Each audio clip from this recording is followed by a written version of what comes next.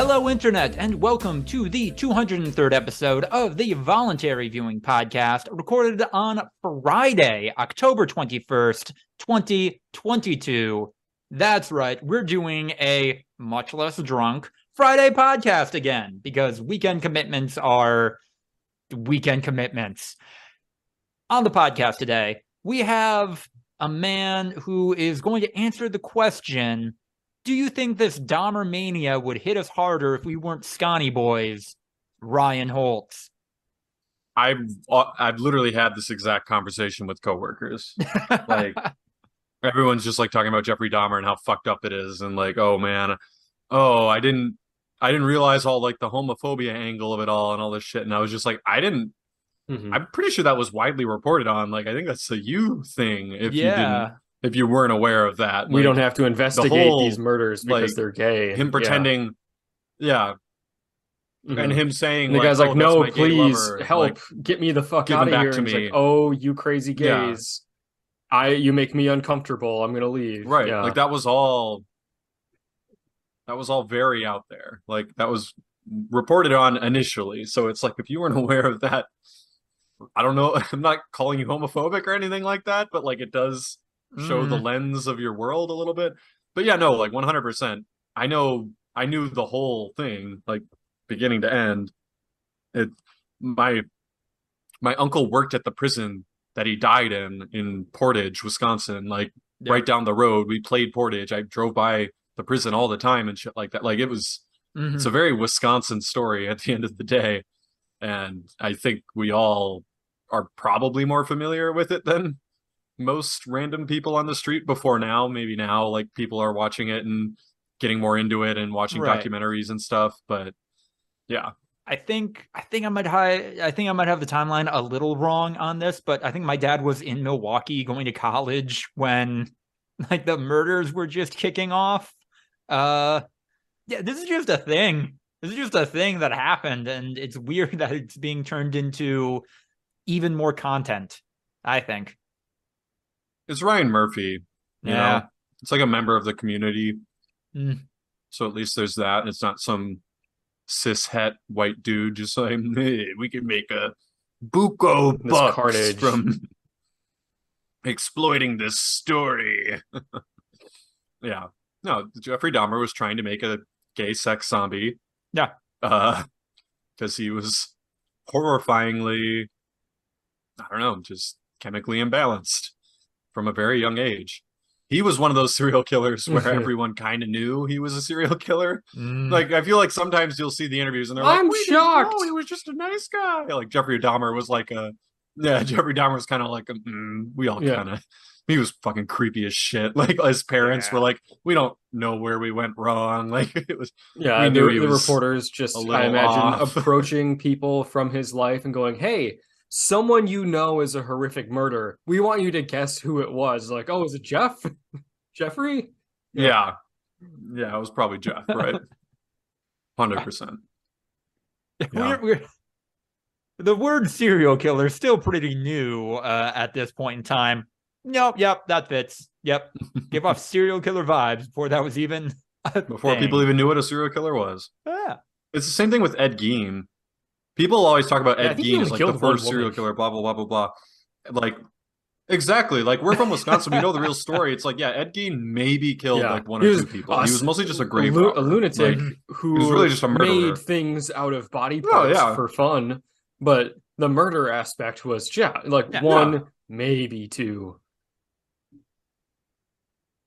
Right.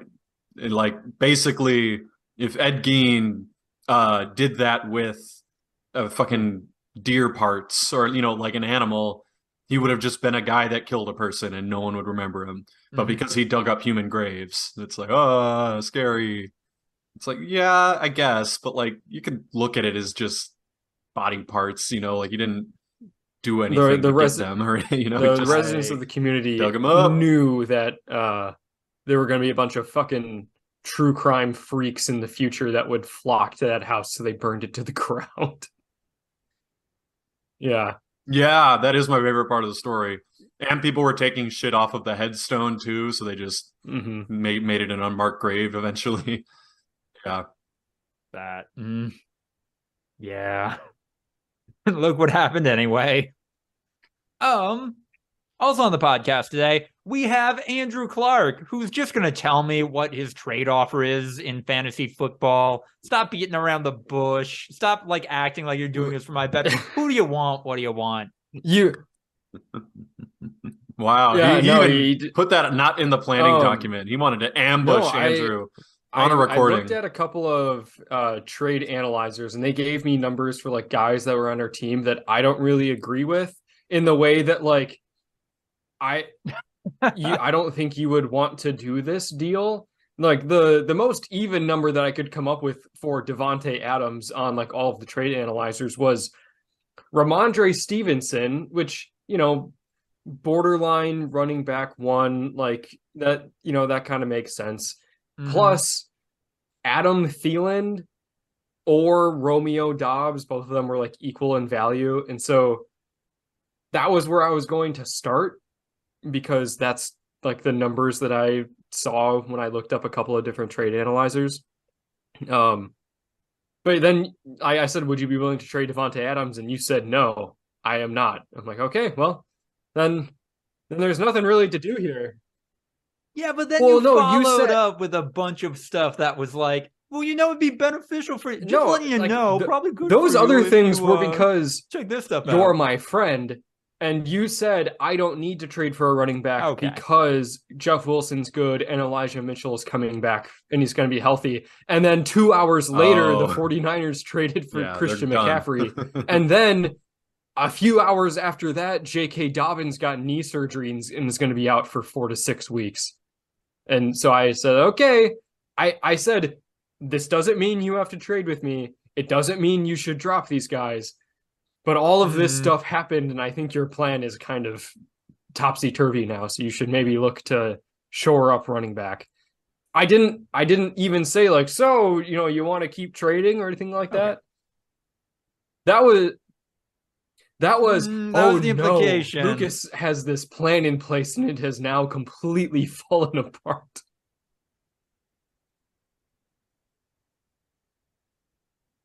Fantasy football. This is why I do it. To be sad and my machinations crumbling. I don't know. Ryan and I had this conversation previously. Andrew, your team currently being so dominant maybe isn't the right word, but at least so I far have won ahead a lot of in really wins, close bullshitty games versus everyone. It's kind of beneficial for Ryan and I in the middle of the pack for you to just keep pulling ahead. So every year, like if you're fighting for the middle, you want the top teams to keep winning, unless they're gonna like lose out. Like it's gonna be irrelevant. It would be much better for the teams in the middle if the top guys keep winning, because that means that the guys in the middle go down, or at least the guys in the bottom don't come up. Like right, you want to keep 2 or 3 teams below you. Like you want them to keep losing, and you want to keep like 2 or 3 teams above you, them to keep winning, and then you just try to win as many as you can. If your reasoning is I don't want to trade Davante Adams because I don't want your team to be better, I get that. Like I want your team. Oh, well, then give me it's the opposite. Adams. We want your team to give him to me for cheaper.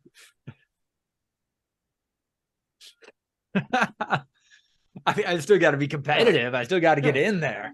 Yeah, you still need good value, but like all things equal, like if you're playing someone who's in the middle of the pack, we want you to win. We're probably not going to catch you. I was very close to getting a deal done with another person in our league for Tyreek Hill a couple of days ago.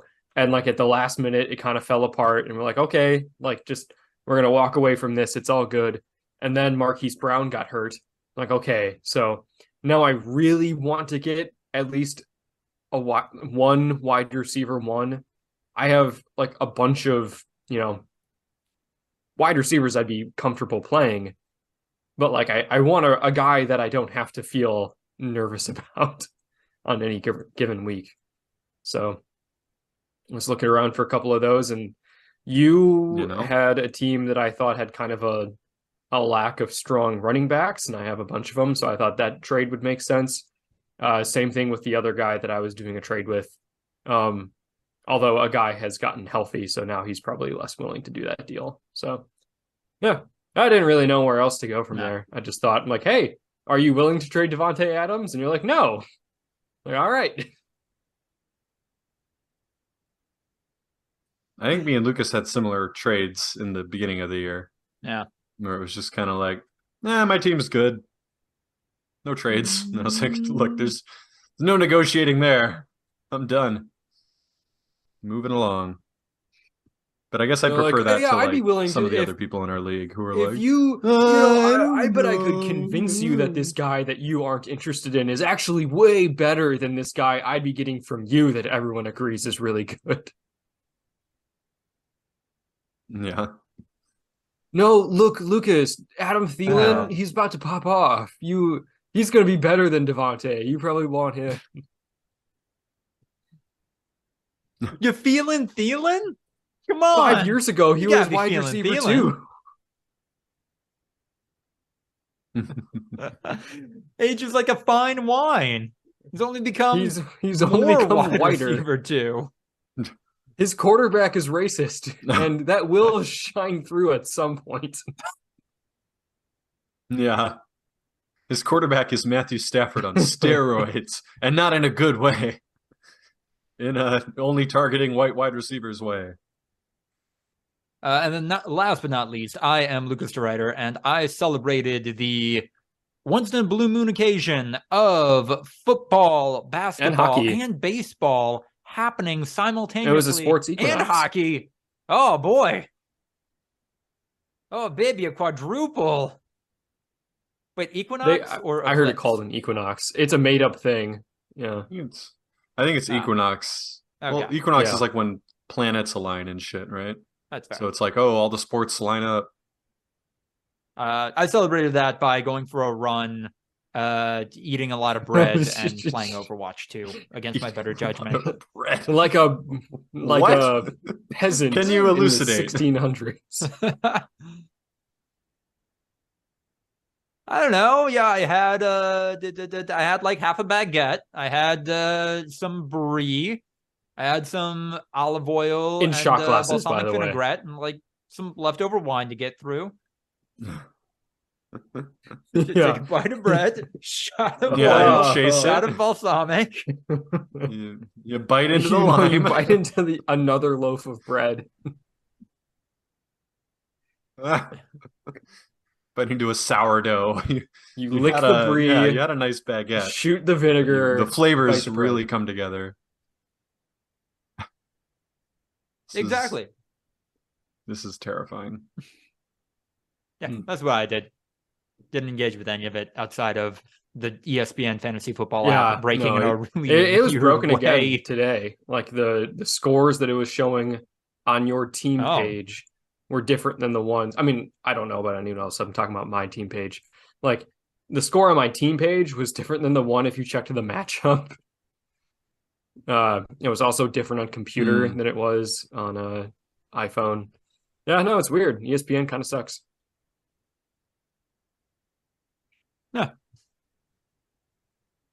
Of course they do. They employ Schefter. They suck. Shifty Schefter. Yeah. Speaking of go ahead. Damn. He had a Woj bomb yesterday. What? People, whenever like big stuff comes down, people call it a Woj bomb. Yeah, Woj. From the NBA. The basketball Adrian version of Wojnarowski. Yeah. Yeah. He breaks big news. So yesterday, Christian McCaffrey trade to the 49ers. A random dude on Reddit called it. Like a week ago, he made a post that was just like, Christian McCaffrey is probably going to the 49ers. Like, I have some insider information. The two sides they've reached terms. Like, I think it's happening. And everyone was like, okay, whatever. You're just some random dude. And then like yesterday morning or something, he was like, Schefter's going to tweet this tonight. Like, it happened. It's through. Christian McCaffrey is going to be on the 49ers. And then, yeah, like 8 hours later, he tweeted it, and everyone was like, that dude was right. What the fuck? So, is this a blind squirrel situation, though? Or is this like, I mean, sure, but the guy claimed he had insider knowledge. A lot of guys claim that they have insider knowledge say that things that never happened were going to happen.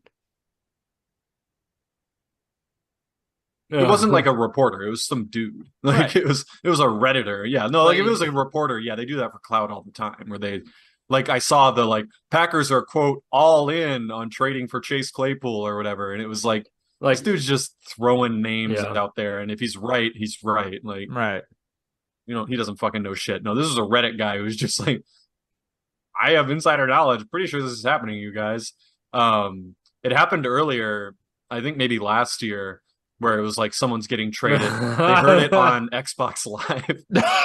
I think the guy's girlfriend was playing on, and he heard it over the mic on Xbox Live. He heard him being like, "Oh, I'm going to Denver or whatever." Like it's like this NFL player's going. I heard it over the mic on Xbox Live. That's nuts. So we live in a weird world. These are all. This is a conversation that would get us burned at the stake. At the end of the day, in medieval times.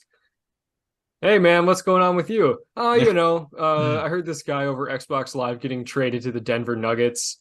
Okay, I'm going to kill you now. What you just said scares me. I know none of what those nouns are.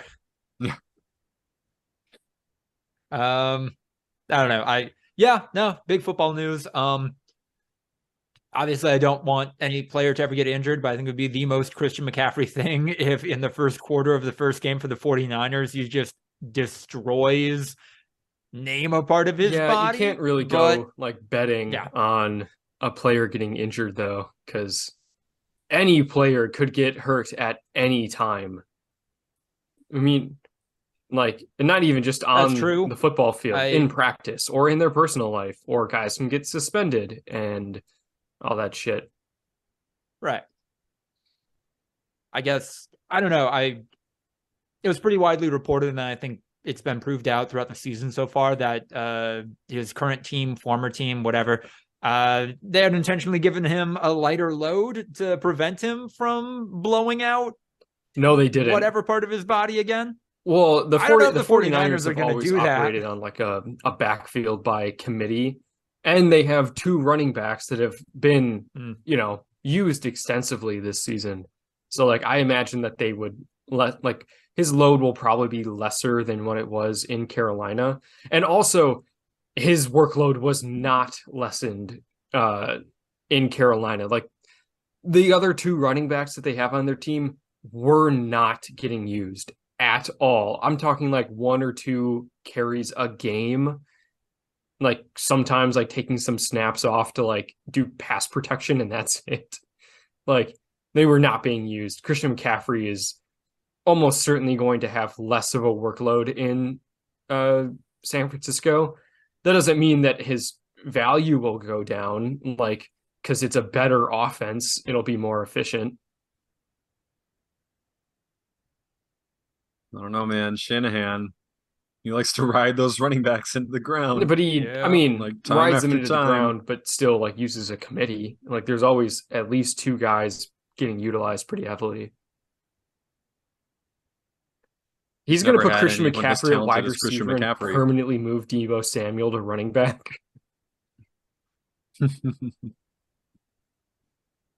Always keep switcheroo. The Shanahan-aroo.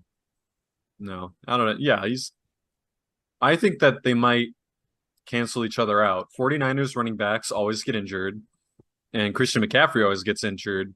So somehow now Christian McCaffrey is going to be the most reliable running back in the NFL, who just never gets hurt, goes on an Iron Man streak, plays for 10 more years. Most reliable, and I didn't say he wasn't going to get hurt. I just think that he's not going to be playing 95% of the snaps. No, I'm saying that. Oh, that you're saying funny. Okay. Yeah, somehow the 49ers injury luck is going to be canceled out by Christian McCaffrey's injury luck. Yeah. And he's just going to be a god. He's just going to go on to have the greatest running back career in NFL history. Play until he's in his mid-30s somehow, just never missing a game. Just elite production, and sustaining the production because he can be used as a receiver and a gadget player for a long time. Yeah. That would be amazing to me. It'd be all that we deserve. Guys on the field with honor in 2040. Can't wait. No. Speaking of weird, borderline conspiratorial events, we're in news of the week. As an update to a previous story, Bloomberg reports that former Bayonetta voice actor Helena Taylor was actually offered between 15 and 20 grand to reprise her role as Bayonetta. Her original video either used some very careful or intentionally misleading language to make it seem like she was offered much less. Supposedly, she countered that offer of 15 grand to reprise the part with a six-figure salary and residuals. And of course, Taylor denies this recount of events that has been offered by either Nintendo Platinum Games or an insider leaking information to reporter Jason Schreier. Yeah, I was going to say, this isn't just Bloomberg. This is the former Kotaku guy, right? Like, this is a big video game name reporting this. Yeah. Definitely doesn't paint her in a great light. There is some tinfoil hat stuff going on where apparently the the part of the SAG-AFTRA general contract that deals with video game recording that does not currently involve residuals, that is set to expire, set to be renegotiated in the middle of November. So a lot of people are like, I don't know if the timeline works out, but is she maybe taking the hit there to be a sympathetic figure as these negotiations get underway? It's weird. It's weird and messy, and I don't know. Gamers are gamers about this stuff, and there's a lot of big emotions, but I don't know. This is now just an interesting situation where an actor is kind of calling people out and negotiating in the press, which is not something that's seen super often in any media, I think. Yeah. I mean, it happens plenty, but like I said, voice actors at the end of the day just don't have the same cachet as live action actors, because people can recreate a voice a lot easier than they can recreate a whole human being. Yeah. Like, you're somewhat irreplaceable when you're using your actual physical body. When it's just your voice, it can be done. Got fucking seeing the AI grifters get in on this new story, saying, well, actually, the AI voice generating software I'm developing could perfectly recreate Helena Taylor's take on Bayonetta from available audio only. They should just pay me to do her voice for the game, or you could buy this mod that I'd make with this technology. Yep. Yeah, I don't know how that would work, because then we're talking about digital rights to your likeness, right? That's I think it's much more easier for them to just hire someone who can do Bayonetta's voice. Like, it's not that complicated. It's kind of a weird question, though. Like, if you're saying that, AI can't recreate someone's voice because that's a violation of their digital likeness, but it's fine for someone to make money off of pretending, like basically shaping their voice to pretend to be you, then that's fine. It's a weird situation for me. Like, wait, hold on. It would be. Like, this person is making money because they can sound like me, but I can't make money for having my own voice. Yeah, it's weird. No, it's fine that there is a very distinct distinction between those two. Like, AI, you are stealing someone's digital likeness. When you're just sounding like another person, that's not. If there was a famous person in Hollywood who happened to have a literal identical twin, and then they got into negotiations and things fell apart and they walked away, and Hollywood hired their identical twin to just play the same part and be the same as the other actor, that would be 100% okay. But if they deep faked them without their permission and digitally I understand them, that's how it works. Work. I'm not saying that that's like a legal gray area. I'm saying that's weird to me, like the distinction between those two things. Because it's like, you can't pretend to be this person. You have to pretend to be this person. Well, it's not pretending to be this person. It's literally taking their likeness. AI is that would be the difference, right? Like AI is literally taking voice snippets from this person without their permission. If they took voice snippets from an impressionist who is doing their own performance and then digitally recreated that with the voice impressionist's permission, then sure. But no, it's without the permission of the actual performer is where you're getting sketchy, where it's getting different. But yeah. There's a whole cottage industry, especially out here in Los Angeles, of celebrity impersonators. I don't know if I have a broader point to make on that, but just another wrinkle. People are already getting paid, making side money doing this stuff. Yeah. There's a new Final Fantasy 16 trailer. I am even more hyped from it. Give me those fantasy politics. Summer 2023 can't get here fast enough. So many proper nouns, so many kingdoms, so much lore to learn and keep track of. Yeah, eat your heart out, George R. Man. Martin. Oh, give me those fantasy politics. If only there was a show on television now that was about fantasy politics. Yeah, and has been verified as good by two of your closest confidants. Man, I wish that existed. We spent like 10 minutes in the last episode talking about how dumb it was that one of the characters in House of Dragon killed a bunch of people and then was like, no, I'm high-roading. I'm not going to kill people when it's actually beneficial to me to do so. Oh, so are we going to be allowed to go into Final Fantasy 16 and nitpick each and every detail? Because there's been hundreds of seasons. Are we allowed to do that? And maybe like 2 or 3 that weren't that good. If you pull this shit, we're gonna play this game and we're going to make your life miserable. It's going to be nonsense. This game's going to be nonsense. Will be broken down. You know that. You know that because there's been like 25 of these sons of bitches, and maybe 3 of them aren't bad.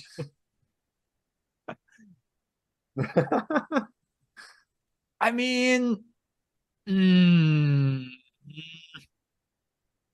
I'd say most Final Fantasy games are good. Yeah, full stop. Good.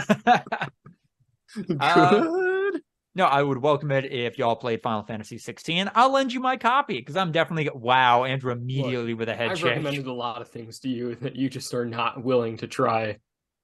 I'm not going to give Final Fantasy 16 good enough graces.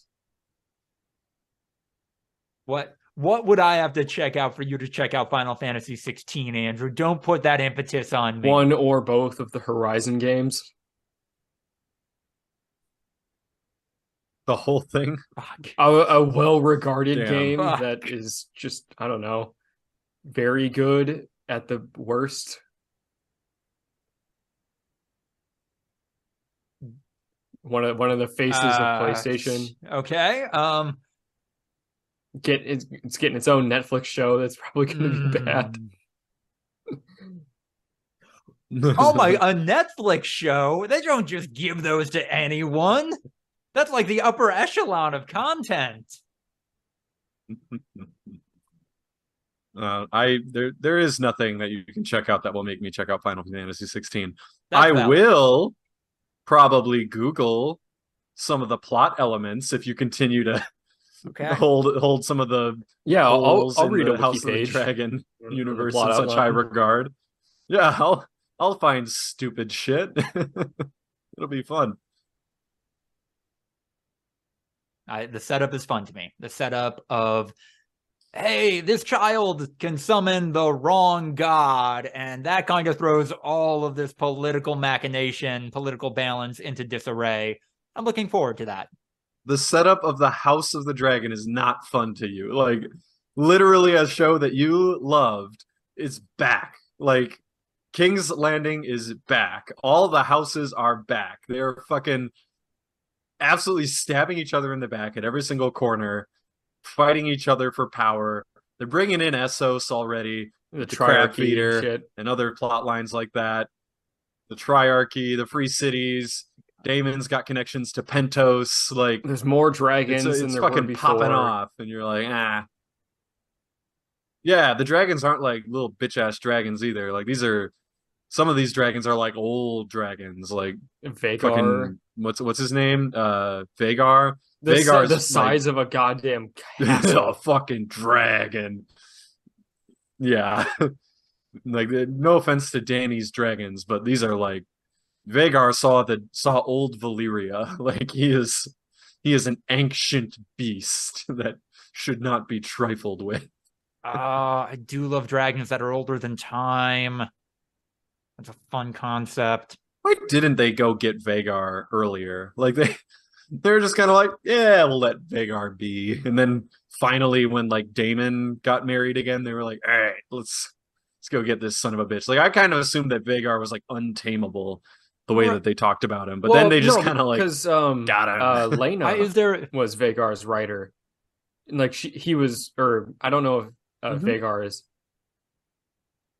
I'm saying before Lena. Like, she said, do you remember the scene with Lena and Viserys in the garden when they were first like gonna maybe marry each other, and she was asking him about Vagar and everything like that? She was like, where's Vagar? Have you heard any reports of him and everything like she was fascinated with Vagar. So then you have the fact that she ended up on him. Oh yeah. She was asking questions specifically about Vagar, and she was like, you were Vagar's last rider, like, do you know where he is, and stuff like that. And the king was just kind of like, we've heard reports that he's over here or whatever. So I mean, it's not even one of those, yeah, no, we can use Vagar. This is a draw then. Like, the consequences of using Vagar immediately make this a Pyrrhic victory. Like, this is or Vagar's living out in the woods, cutting down trees and living off the land, and he's like, I'm retired. Vagar, we need you. He's like, I'm retired. One last job, Vagar. No, like, you son of a bitch. We call in Vagar, and then we get the land we were fighting over, but now it's a land that's been destroyed by Vagar. Like, what can we do? I mean, yeah, he is kind of fucking a cheat code. Yeah. Like, in this coming war, yeah. One of the most significant scenes in the show, like, kind of devolved into like family squabble politics, and it was like, hold on, one of these sides just got the biggest, there's a scene where like this one person's like, I can't believe she did that, and then her dad's like, are you fucking kidding me? We just got the biggest dragon on earth. We are going to win now. Now I can put my plans into motion. This is great. Right. Like, a little kid is like, yeah, I got really fucked up. Yeah. Seems like a fair trade. Like, this is all gravy to me. So, I don't know.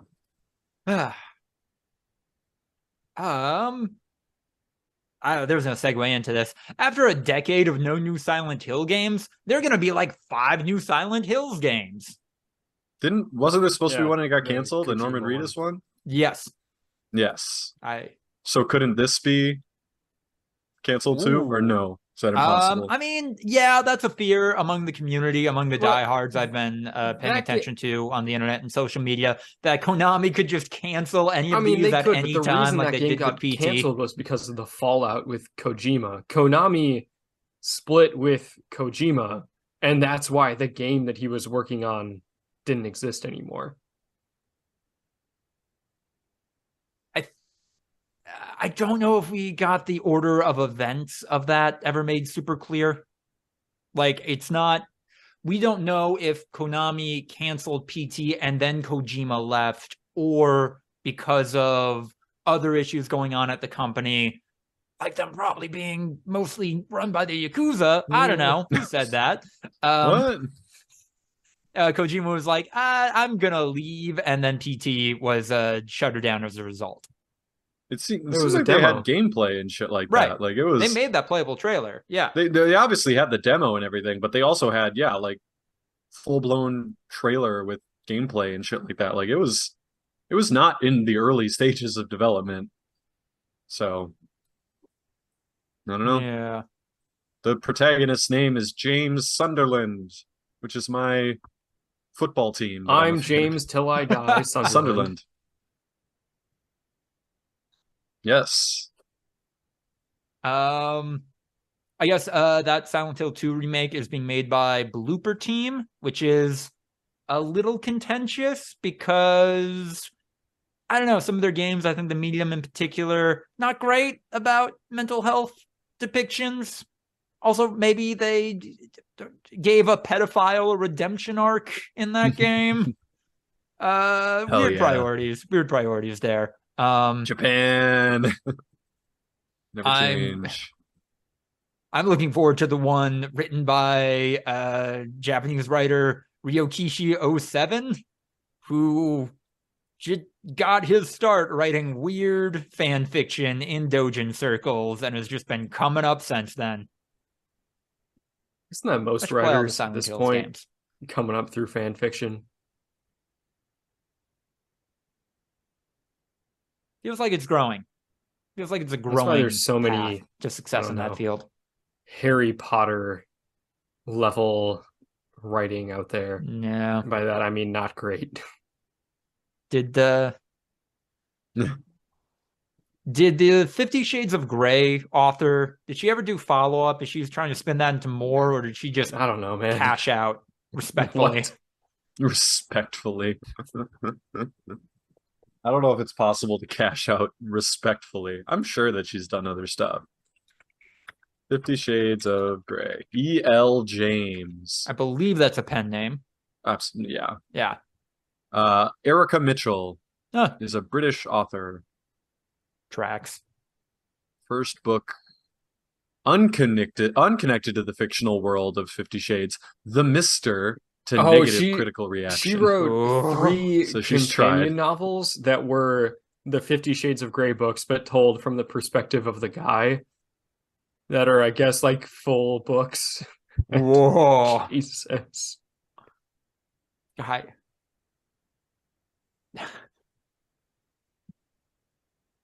I mean, gosh. Wow, she got paid for the first 3 at least. I mean, I'm sure she's fucking rolling in it. Oh, yeah. Like, those movies did fine. Oh, that's true. They weren't bombs. I forgot about the movies. Let's see. What's her net worth? What if she's worth more than J.K. Rowling? Yes. No. 150 mil. Yeah. I mean, yeah, nothing. More money than I'll see. No. That's some generational shit. For what should have been published on AO3, and that's it. Not bad. I mean, like, I don't want to take, like, sure, the writing might not be good quality, but, like, she spoke to her target audience in a way that's that, valid. Like, a lot of authors couldn't, you know, like, it might not be great smut or very well written or anything like that, but, like, she, as a representative of her target demographic, wrote a good story for her target demographic. And you know what? That's fair. You can't knock the hustle. And I apologize. I spoke poorly. What I meant to say is that there's better smut on AO3 than what is in the 50 Shades of Grey book. I think if you introduced a middle-aged housewife to some of the shit on AO3, they would run screaming in the other direction. So I think a nice gentle introduction to I never really thought I'd see Lucas probably necessary. Old women. But that's where we are. I don't know, man. I have a route forward. Gonna show a bunch of housewives. Like, oh, check out this spicy Mando fic. He takes off his helmet. Can you believe that? Get in there. Get in there. Whenever smut refers to a woman's genitals as her sex, I've seen that shit before. I'm fucking and yeah, not just smut. Like George R. Martin did it a couple of times in the Game of Thrones, but I just fucking I can't. It is a little It's almost they're trying to find weird a tasteful way to refer to genitals. It's like it's the equivalent of like when you hear like a guy's dick called his member, and like that just it's still weird, but it's mostly dumb. But when I hear sex in referring to a vagina, I'm like, Oh, Jesus fucking Christ. Well, it's because I feel like member, they usually undercut it. Like it'll say like his member His was rock throbbing hard. And red, it's like, well, hairy, it's not really classy veiny anymore. Yeah. Yeah. It's not really as classy anymore. You kind of Right. ruined it a little bit. But yeah, they'll usually say something weird like her sex glistened in the sunlight, and it's just like Might as well be talking about her you appendix. just can't. Ugh. Now we're getting into the dredges of AO3. Yeah, now we're getting into AO3. This is the shit that'll send middle-aged housewives running. Yeah. Yikes. All right. Also, no transition into this one. Francis Fukuyama is back on his bullshit. Whoa. You gotta respect the history is not dead guy. History is dead guy. Just taking an L for 30 years and being like, well, actually, more proof that this really is the end of history. I stand by all of that. Jesus Christ. Yeah, I've not I remember read this the article. end of history thing from back in college. So it is using Russia's failure of being able to just take over Ukraine unilaterally as further evidence that Eastern fascism, Eastern authoritarianism is collapsing. So the Western democratic liberalism is going to prevail, and that's the end of history, because Western liberal democracies never squabble. My biggest criticism of this writing is that it does kind of, he admits it. He admits that like 1 in 5 Americans are just kind of fascist leaning. Yeah, but it's just like, oh yeah, but like that's gonna be sorted out. In the second paragraph, he talks about like, look, we've seen countless examples of why this isn't true in the last 15 years. That doesn't mean I'm wrong. Jesus. Also, like, what analyst in their right mind is like, yeah, Russia's on the verge of collapse. Like, there'll be a Western democracy after Putin falls. Like, no, they're just some other strongman is gonna step up, and they're gonna continue to be an authoritarian state. Like, what? They're not gonna just like fucking chill and have far-reaching a great time nuclear after power Putin with goes an incredibly down. strong military and a history of dictatorship falling into disarray is a sign that that'll never happen again.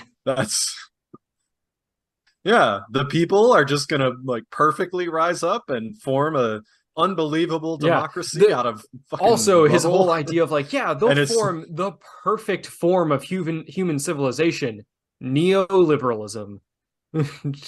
Jesus. Yeah, they'll finally join the modern economic which has no system problems, and that's why it hasn't capitalism. changed in, I don't know, 15, 20 years? That's eons. And there totally aren't a bunch of Russian oligarchs that very much participate in capitalism and Western society and make billions and billions of dollars and are the actual key holders for power in Russia. Yeah.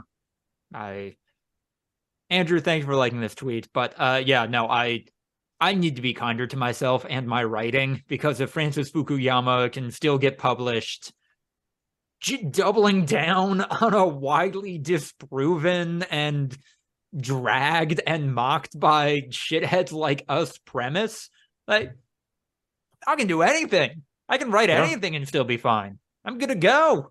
What's the worst that could happen? Like, let's not even mention COVID. Like, we don't even have to bring up COVID, which is just, that's it. Like, that's all you would have to say to disprove the whole, like, history is dead.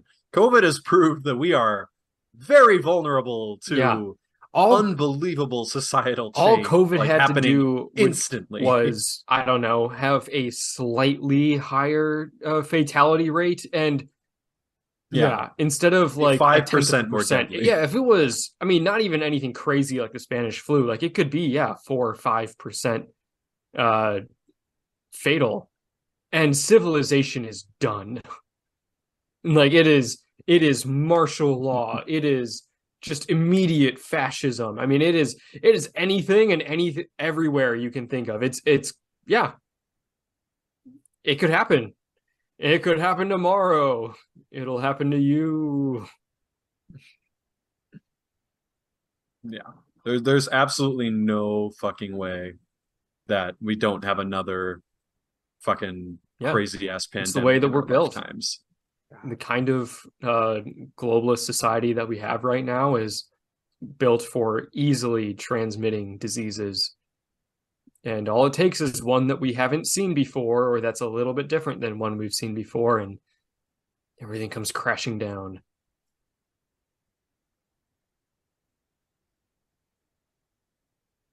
There you go.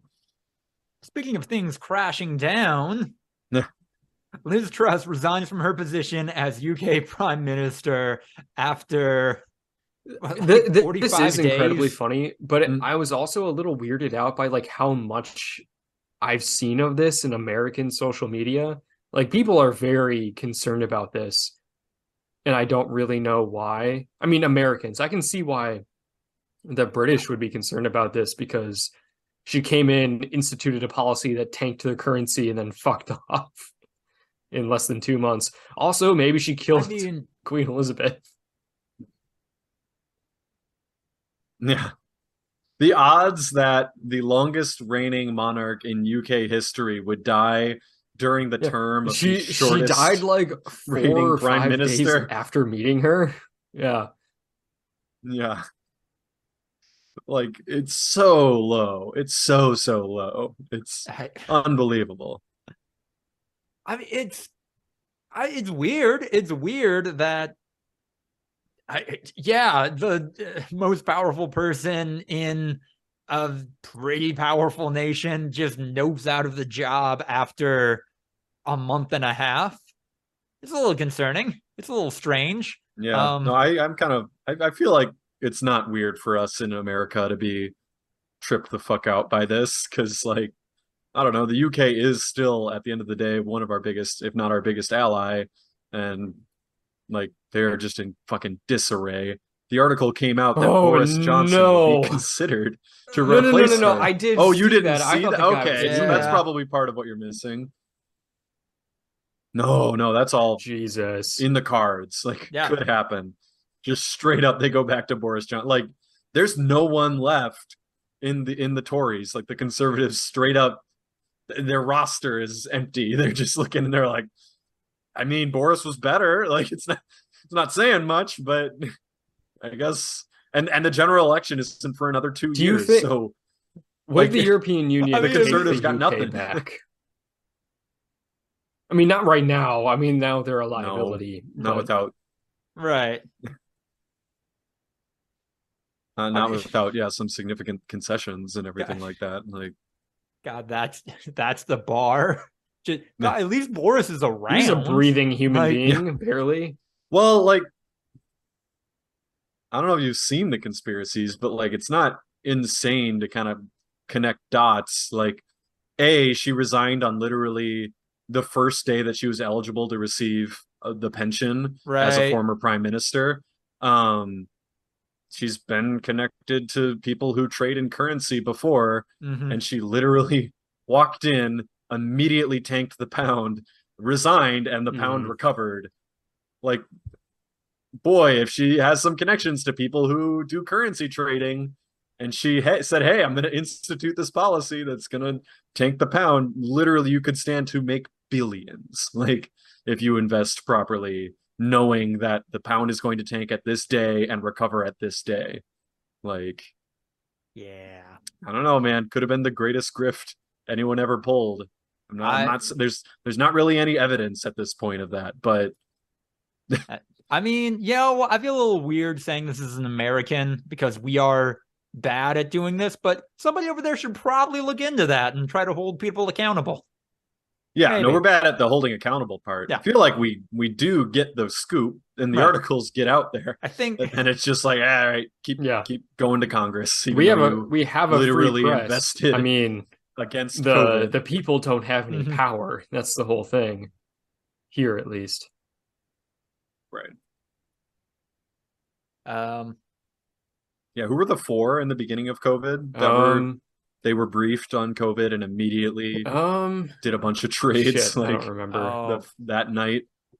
I think it was like 4. I think all of How many them. of them are still all of them in their seat? I'll look for it. Pelosi was one of them, Yeah. I think. Or no, Pelosi wasn't one of them. Pelosi is the one that you're supposed to look at if you want to make good investments because she inside trades and no one can do anything about it. That's right. Yeah. In February 2020, okay, Richard Burr was one of them. Sold more than 1.5 million in stocks. Jesus Christ. So bad. But yeah, I don't know. I do definitely think it's weird that Wales is just not part of the United Kingdom anymore. Liz Truss said she brought that from home when she packed up at the office, and what? Yeah, that's it. I'm making a joke. That she took Wales with her when she quit. Not part of the UK. I'm sure they'd be anymore. happy. She brought it from home, but we'll see. Boy, and speaking of people just speed running shit, a report came out that the average on-site time for a UK OnlyFans visitor is 1 minute. What is it for an American seconds. visitor, though? I mean, because I do need to see other countries to properly judge them. I mean, what's the whole thing here? Like, someone's looking for someone's OnlyFans page, and they click, oh, that's the wrong one, back. Click, oh, that's the wrong one, back. That's the wrong one, back. So their average time is like 0.3 seconds, and then there's the person that's on there for hours. So this is extrapolating a little bit. Google auto answer. The average visit duration of the site is 4 minutes and 30 seconds. The majority of OnlyFans traffic is coming from the US at 43%. Wait, so OnlyFans, the whole website averages just over 4 minutes? On average session time, yes. I see it. Wait, where do you see that? That was top result. Google American average OnlyFans time. I see. Well, there you go. Yeah. Okay, they're built different. Better. The average faster. Twitch visitor time is 4 minutes and 47 seconds, which I assume is for a similar reason of like click in, click out, click in, click out. But that's still nuts. Where the platform that their whole idea is you're supposed to watch their stream for hours. I'm looking at some of these and I'm wondering, it says average daily visitor time. Oh. I'm not sure that that's not skewing these numbers somehow. Like, it's like, I don't know. Like, it just means like how many, like maybe it's taking an average of all users, even ones that don't use the site or something. I don't know. It's kind of a strange. It's awkward wording, yeah. Because I know Twitch is very, very long. Like average view time of a Twitch stream is like measured in hours, not minutes. It might be, from my purview of my position, it might be like after a threshold. Like, yeah, once you discount the people who are only on there for a minute, like extremes on both ends of the spectrum, then that average might go way up. The person who wrote this article is very casual about their OnlyFans. I'm a fan of Anna Valens' writing.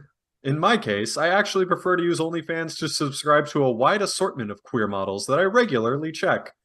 And just like goes into explicit detail with like all the receipts for their OnlyFans habits. Like, you know?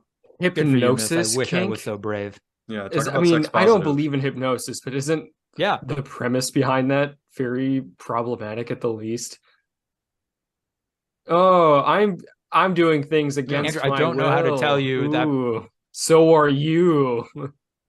Yeah, Andrew. Yeah, that's why.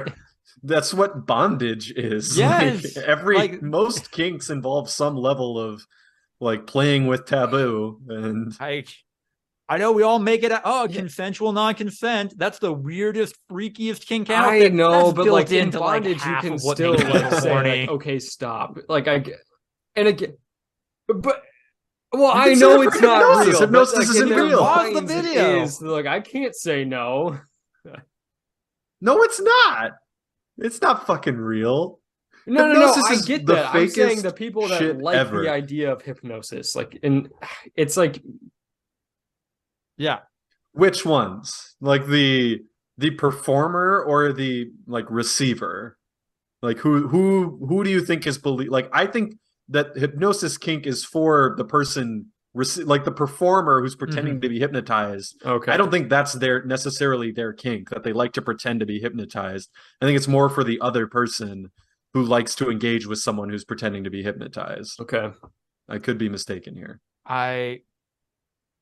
So there are definitely different genres of hypno kink, but I think what this article is referring to is the one where it's the receiver is being hypnotized. Okay. Like that is the kink.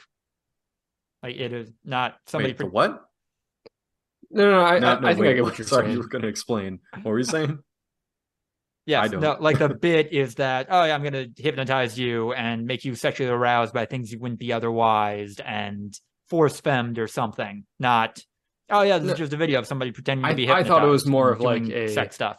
Oh, I'm hypnotized. You can do anything you want to me because I can't say no. Like, yeah. Yeah, that's what I thought too. I thought it was more with Andrew's line. I believe that would be considered mind control kink. No. That's mind control. Look, this is hypnosis. Fair.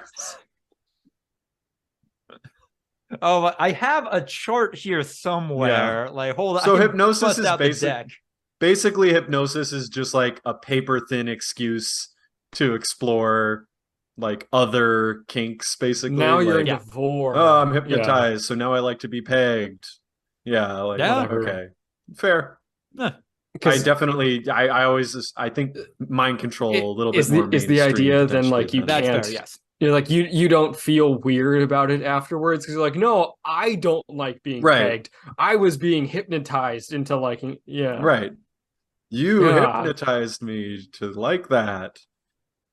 Well, like the brain is a really fucking powerful thing. So like even if you know that like hypnosis is bullshit, like they're not actually doing anything to you, like it can still like activate parts of your brain that are like ha, now you're in the clear, baby, you've got an excuse. You can not like feel the shame associated with this act, you know, like people are psychologically it's pretty also complicated. Power dynamic stuff is some of the most common place kink, and this is just a framing device for some of that loss of control and autonomy. Yeah. It's one of those things where it's like hypnosis versus the power of suggestion, where the power of suggestion is real because of all this dumb ass psychology that our dumb human brains go through. But it's not like what people think of where it's like, hypnosis is just meditation. No, dude, my favorite one is when people talk about manifesting. And they're like, no, I manifest. And it's like it's a 50-50 split between no, I'm manifesting so the cosmic forces of the universe are going to make something that I want to happen versus I'm manifesting, which means I'm working really hard towards this goal that I want. Yeah. Do people really I guess I could see people who are like very into star signs and shit like that being that way, but I feel like most people when they say that they're manifesting something are just implying that like, I'm orienting myself towards this goal. Right. I think most and like people properly are setting doing the that, goal where it's like, I'm manifesting, which means I'm working towards this goal that I have. I really want it, so I'm going to do the things that would lead to that goal. But some people are like, no, I'm manifesting, which means I'm praying really hard to the sun, and the thing that I want will be materialized out of nothing. It's literally an Always Sunny bit where they like have an episode with vision boards and they're just like, just whatever you put on the vision board, you get. Like, that's how it works. It's fucking great. So they're all just like putting random shit on their vision board and then like doing nothing about it. And it's like, yeah, no, that's not how any, like, the vision board is. The idea is then you're properly, and like, even your stuff eyes like are on the tarot, prize, like, you know? is just, I don't know, like reframing the way you think about things. But some people think that it's like, yeah, the ghosts are going to make this happen. I don't know. It's weird. I've definitely increasingly used manifesting instead of praying in my everyday language. Like, I'm manifesting that Final Fantasy 16 like that is going to be you good. don't have any control over that. That is just trying to hope that, I don't know, the vibes match up. Like, yeah, you're doing the bullshit part of manifesting. Yeah. Yeah.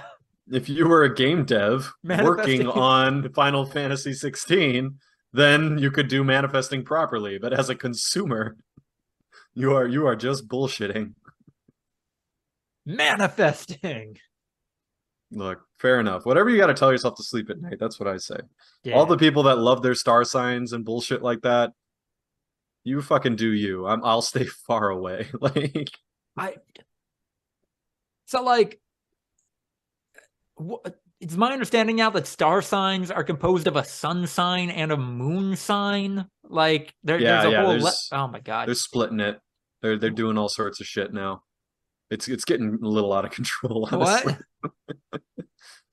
I think I told you guys, I don't know if it was made the story, that like one of my girlfriends in high school broke up with me because she saw a psychic. Oh yeah. The psychic told her that like the current relationship path that she's on is not the right one. Like, people be fucking weird, you know? Like, when I found that out, things kind of shifted in my mindset. I was like, oh, I don't need to feel bad anymore because that would have never worked. Like, wait, is this fine? Actually, yeah. Do I like myself enough that I'm cool being alone if it means I don't have to deal with whatever that was becoming? Yeah, whatever the fuck that is about. Huh. Look, probably again just like a paper thin excuse of like, now I have a reason. But like, I don't know, if you're gonna claim that that's a thing that you actually give enough credence to, that you will make like big personal decisions based on, then yeah, probably don't need to have you in my everyday life. That's okay. That's fair. I don't think there are any memes this week. People dragging on the UK for various reasons. Kind of a meme. That's always we're Americans. That's always a low-key background meme. Yeah. Memes are dead. It's fine. A little bit. We're in our late 20s. Yeah. Wait, yeah, so it's not history that is dead, it's memes. Memes are dead. Get on that, Francis Fukuyama. Yeah. Ryan, what have you been checking out? Oh man. We're obviously still watching House of the Dragon. Yeah. Finale coming up this week. Very good. Still watching the final season of Ozark, which is also good. I'm enjoying Jason Bateman. Ooh. He's a blast. Otherwise, what? I don't know. Watching Amazing Race as well, Survivor, some of the classic reality shows. Hell yeah. It's good stuff. I don't know if anything holds up as much as it did when we were maybe first checking out some of the stuff when we were 8, but yeah, does Survivor, does The Amazing Race, is it still good? I like it. I'm entertained by it. They're fun to watch. This week in Amazing Race, they went to God, I already forgot the name of the place. It's in Jordan. It's that city that's like carved into one from Indiana Jones. Oh yeah. Yeah, it is in there. Petra. So yeah, they went to Petra, and it's just like, holy shit, like this is so cool, you know? Challenges were fucking lame. It was actually a pretty bad episode, but like, I don't know, that's part of The Amazing Race, is that you go to like these crazy ass places and you get a little bit of escapism in the middle of your week, you know? Mm-hmm. So yeah, no, I think it's well worth watching at this point. It's not going to win any Emmys, but that's okay. Doesn't need to. They're both on their 18th season or something like that. They're winning by any measure. Speaking of TV, Chainsaw Man episode 2 is out. Power is present now. Hooray. There have been some like standard adaptation adaptation. There we go. Changes between the manga and anime, skipping over some things. One change that's raised a lot of eyebrows, though, created a lot of concern. They just removed a part where the main character is singing about how much he likes his union job and PTO. And like, that's weird that the animation studio Mappa, that is notorious for making employees crunch and just generally not treating them well, would remove what is even kind of like an ironic mention of unions. Because the whole point of the scene is, man, look at this fucking idiot who's so happy about normal shit, what should be normal shit, that he's singing about it in the bathtub. Also, the Japanese title term senpai was translated as big man. And I have not seen that before in anime, and I appreciate it. Maybe it's like a contextual thing. I mean, the context is like, yeah, he's the new guy on this job, and this is like not his boss, but like his supervisor. He's basically calling his foreman big man. Like, hey, big man, how does any of this work? I liked it. I thought it was. What is the literal translation of senpai? I think senior. The senior member of a group. Yeah. A mentor. Different. Senpai has a very different connotation in modern culture. So wait, yeah, big man is probably like a closer to a literal translation. I mean, like, obviously like there's a literal contextual stuff in the way that like bitch means different things in the way that you use it, but yeah. I mean, there's a whole debate about whether or not, how great it is that a lot of anime translations today are leaning increasingly into American colloquialisms, but I don't know. This one was fun. I like this one. There you go. Andrew, not a whole lot. Like we said, we're recording on a Friday, so we haven't seen the finale of House of the Dragon yet. There's only been one episode of Andor since we talked about it last. It's still pretty good. There's a scene in it where Andor is being harassed by what is essentially like a local cop, who's just like, "Are you a part of it?" He's like, "Part of what?" He's like, "It. You know what I'm talking about. Don't play dumb." Like, just, your typical fascist cop shit. Yeah, and then gets whisked away to jail, and they're like, "Yeah, no, you just got found guilty." And he's like, "But I didn't do anything." They're like, "But you got found guilty, you fuckhead." Wait, hold on. His last name is Andor. Hold on, the guy's name is Andor? No, that's Endor. Yeah, I thought it was a planet too. Yeah, no. Oh, forgive me. Okay, yeah, they've never named two things similar. Like, it could definitely be a planet. No, yeah, no, I get it. I'm sorry, continue. It sounds very similar to another thing. It's kind of dumb that they decided to name a guy that. I saw a lot of discourse online, like, what was up with that guy? Why was he being so dumb when he was talking to Andor? They're like, just not getting that the whole point of it is just like, yeah, no, this is how like occupiers talk to people that they are in control of. Like, come on. And then there was this plot development that a heist that they were doing earlier in the show, that was a big thing where they're trying to steal money to fund this burgeoning rebellion. Was, yeah, the money part of it was great, but the real reasoning behind it was because the guy that organized the heist wanted the Empire to crack down super hard, because he was saying, the creep of fascism has been so slow, we don't even realize we're being strangled. We need them to force their hand and crack down and make people's lives miserable so that they can realize how bad this shit is, and they can finally realize, oh, we need to fight back. I thought that was a really cool development. They're like, people are going to die. It's like, people are already dying. Fuck you. Right. Hey, it's can the you take frog one in the boiling pot of water. Can you take one for the team, especially marginalized people? Then we can get on it. Then we can make things better for everyone else. Yeah. The slow creep of fascism.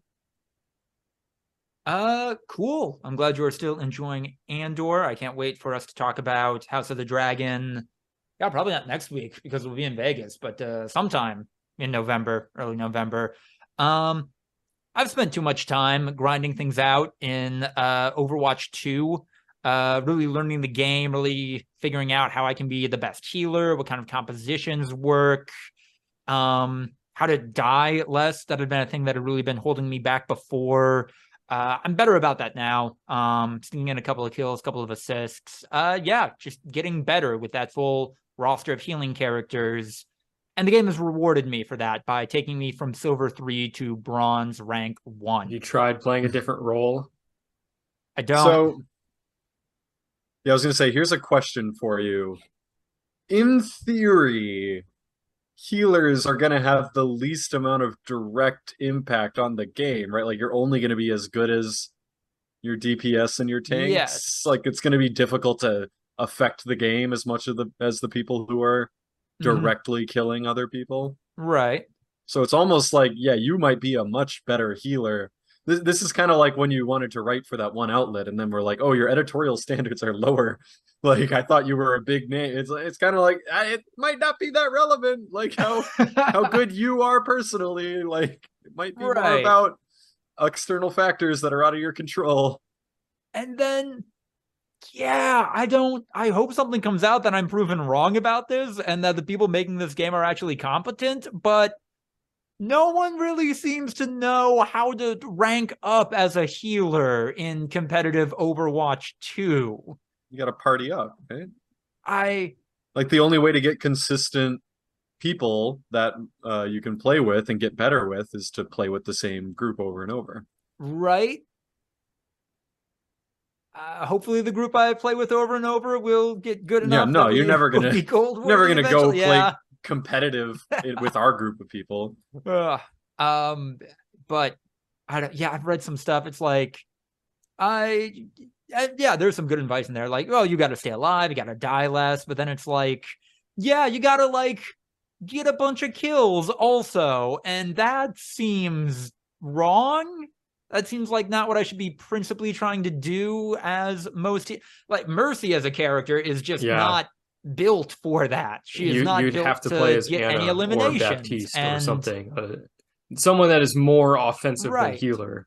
And if so wait, right, your individual performance like is taken into account when you're ranking up. Supposedly, like in most games, that's how it was in the first your Overwatch. Team win or not, like. Yeah. Right.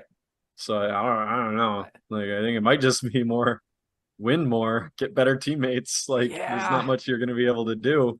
I mean, I'm sure that there's like seeking group stuff like on Reddit and everything like that. Like you could find like I'm sure people want healers because not that many people want to play healer. Like you could find a group of people who actually know what they're doing and play with them when you want to play comp. Like solo queuing in comp is more for I feel like the beasts, you know, like the kills are in all other competitive game modes. Solo queuing is like a flex. It's like, oh, I don't even need a squad of people who know what they're doing. I can carry. And as a healer, you can't carry. Right. Like which probably would explain why solo queuing competitive as a healer, I am getting into games faster than when we as a group of 5 last night there were 5 of us. We had a whole ass team and it still took 2 to 3 minutes to get into a match. Like all we had to do was find other people to play against. Gonna throw a little wrench in here. Skill-based matchmaking is in this game, I believe. Ooh. People who literally don't know the buttons are probably going to be hard to find an actual competitive opponent for. Then why aren't we winning? Why are we losing all the time? You guys don't want to just get fucking rinsed? Because they're finding other people who are that fucking bad to pair you against. And it takes a while sometimes. Like, That's the only way. My last point on Overwatch 2 before I hopefully never talk about it on this podcast again, because I are you stopped done? playing. Overwatch 2 is still going to be a game that I play with my friends so that I can talk to my friends. And that's all it's going to be. If we find something else, then fucking great. But I think I've spent too much of my life already analyzing this game, trying to figure out what I like and dislike about it, how it works, some of the I've given it too much of my bandwidth, my mental faculties. I don't know what the punishment for quitting out of a competitive match is before it ends. But it is absolutely not high enough, because that is happening 1 in 2, 1 in 3 competitive matches. I wonder if they lowered the punishment. I remember they did this at one point in the first Overwatch because their servers were fucky and people would get kicked out of the server. Right. And then they would get punished for quitting out. And so I wonder if, I know that was a big point of contention at one point. So maybe they lowered it, especially now that the servers are fucked and it takes so long to join and people are in these massive queues and people are getting kicked out. If they change that. Do you get like higher tier rewards and stuff like that for being higher ranked in comp and everything like that? Like, there are no loot boxes anymore. It's and just skins and shit? You do get more competitive points. One of the, I think, like 3 currencies in Overwatch 2. Okay. If you are a higher rank, so like you get more for gold than silver. I do not know what those go towards though. So there's this thing that's coming in FIFA that a lot of people are talking about, like, weirdly enough. I thankfully have not completely run into it yet, but when you rank up into a certain division in FIFA, you can't actually go down. Like you even if you lose 15 games in a row, you stay in that same division. So if you accidentally kind of go on a hot streak and win enough games in a row, you can find yourself in a division that it's like basically impossible for you to get a win. Like you're just bashing your head against the wall constantly because everyone's so much better than you. Right. I thankfully have not run into that yet. FIFA does, like, I don't give a shit about what anyone says. Like, there's 100% rubber banding in this game. Like, sometimes your passing just feels better. Like, it's just like, oh, the passes are hitting crisp. Like, guys are getting open. Their defense isn't playing as well. Like, when you lose enough games in a row, FIFA tries to help you, but they can only do so much. So if you get high enough, like, you're just going to run into a team or into a level that you physically can't compete with. So like I was thinking about that because you got D-ranked and people are like, well, the alternative is to get D-ranked. And then if you go on a bad losing streak, you might just fucking like tank and it feels really depressing. And then you just give up the game and everything like that. And on FIFA in particular, like at the end of each week, you get rewards, which are literal cards that you can then play with based on how high you finished in the divisions. So, and you have to get a certain amount of wins in order to get those rewards. So the system that I thought of that would make the most sense is a voluntary D-rank, right? Like FIFA's system of you can never D-rank, but then if you just want to fucking you can kill do yourself, that. You can kill yourself. You can voluntarily rank down. Yeah, no, like you can literally be like, no, I want to go down a level. And like, I don't see any downsides to allowing people to do that. Like, sure, there might be people that are like, I don't feel like losing. I'm going to pub stomp for a little while. But like, that's kind of unavoidable anyway. Like, you could just start a new account and smurf for a while. I don't know. Yeah, and I think ultimately a lot of the frustrations with the design decisions in Overwatch 2 come from probably somewhere high up at Activision Blizzard making the decision, yeah, I don't care if it's a shit time. We just need as many people in there as possible engaging with this economy. Like this, like the more people we have playing with it, the higher the likelihood of one of them spending $15,000 to get every skin or whatever in this game, even if they're bad, even if they're toxic. And that's really disappointing. I'm really like, So now I'm at the division in FIFA. I'm in Division 6. So that's like right basically smack dab in the middle. D10 is the worst, D1 is the best.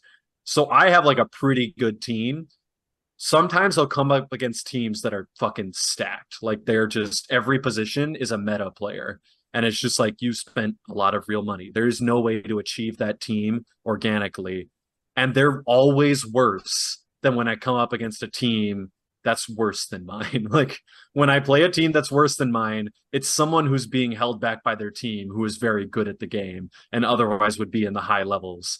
And like sometimes my guys can just like be better and like just like be built different and I can overcome it a little bit and try to be competitive, but usually I get fucking stomped by those people. When I come up against a team full of really good players at this like in the middle divisions, it's like, nah, you fucking you don't know how to play. Like you're really bad. You don't know how to use these players. And it's kind of sad like that you got this far with that team and like you're just bad at the game. It's like how much real life money did you spend to like be where I am, not having spent a single fucking penny and like struggling. I don't know. But then it is kind of a testament to FIFA's design. And I know you never have to give it to them, but I do. Okay. Honestly, I do give it to FIFA. They do allow you to be free to play. Right. I'm amazed. Every time I win a game at this level, I'm impressed. Like I'm just like, you know what? I haven't spent a fucking dime, and I'm a guy who doesn't play, like, didn't really play that much FIFA, never played soccer. Like, I don't actually know any of the tactics behind what I'm doing. I've just kind of trial by errored my way into being somewhat competent. Like, it is impressive to me that they allow that to exist. And I'm guessing it's just because they're holding out hope that, like, one day I'll fucking splurge, you know? Like, we'll put something on... We'll put something on sale, and then it'll be like, well, like, I wouldn't normally put money on this, but, like, this is so much less money than I would have to otherwise. Right. Or they'll just break me. Like, they have an algorithm. They're like, we're going to build him up because that's the only way to really bring him low. Like, we have to allow him to achieve a certain height so that we can fucking snap his spine and get him to spend real money because he's like, I can't fucking compete. We have created a profile of this user's brain chemistry, and we know exactly what stimuli we need to give him to give us $5 for a cool player in FIFA. Yeah. No, 100%. You should open your packs after a losing streak. After you lose 4 or 5 games in a row, open up some packs. I guarantee you will get at least one usable player. That's what they do. They're just like, oh, yeah. No, you're going through a rough time, huh? Oh, yeah, you probably want to, like, take a break or give it some time. They're like, bam! Fucking, look at this player. Don't you want to try him out? That's fucking awesome, right? Whoa. But that back in. That's genuinely incredible to hear that not only can you be competitive without paying additional money in FIFA, you can't, it's not just true pay to win either, that you can only get so far in that game. No, like eventually there'll be a level where like when some of the team of the year players come out where they're just genuinely like on another level, but you do still have to play. Like you do still have to score goals and everything like that. And I feel like the skill gap widened a little bit because this year they have a lot less focus on pace and like how fast your players are because they've introduced other mechanics that are like equally as effective. So I don't know. I'm enjoying it.